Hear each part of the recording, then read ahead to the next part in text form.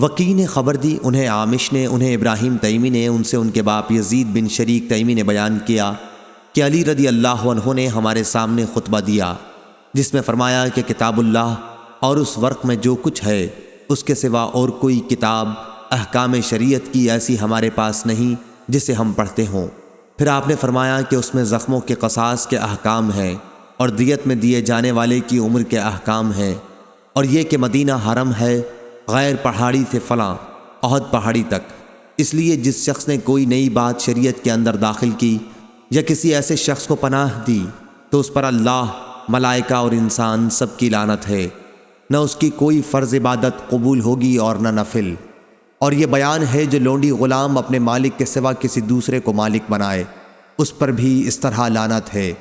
اور مسلمان سب برابر ہیں، ہر ایک کا ذمہ یکساں ہے،